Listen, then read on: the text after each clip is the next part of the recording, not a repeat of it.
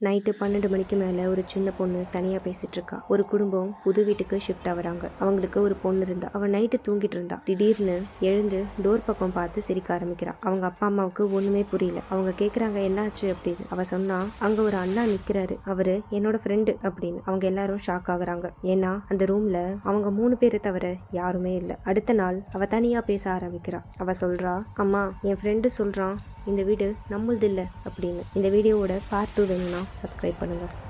Night 12 மணிக்கு மேலே ஒரு சின்ன பொண்ணு தனியாக பேசிட்டு இருக்கா. ஒரு குடும்பம் புது வீட்டுக்கு ஷிஃப்ட் ஆகுறாங்க. அவங்களுக்கு ஒரு பொண்ணு இருந்தா. அவள் நைட்டு தூங்கிட்டு இருந்தா. திடீர்னு எழுந்து டோர் பக்கம் பார்த்து சிரிக்க ஆரம்பிக்கிறா. அவங்க அப்பா அம்மாவுக்கு ஒண்ணுமே புரியல. அவங்க கேக்குறாங்க என்னாச்சு அப்படின்னு. அவ சொன்னா அங்க ஒரு அண்ணா நிக்கிறாரு, அவரு என்னோட ஃப்ரெண்டு அப்படின்னு. அவங்க எல்லாரும் ஷாக் ஆகுறாங்க. ஏன்னா அந்த ரூம்ல அவங்க 3 பேரை தவிர யாருமே இல்லை. அடுத்த நாள் அவ தனியா பேச ஆரம்பிக்கிறா. அவ சொல்றா, அம்மா என் ஃப்ரெண்டு சொல்றான் இந்த வீடு நம்மளது இல்லை அப்படின்னு. இந்த வீடியோவோட பார்ட் 2 வேணும்னா சப்ஸ்கிரைப் பண்ணுங்க.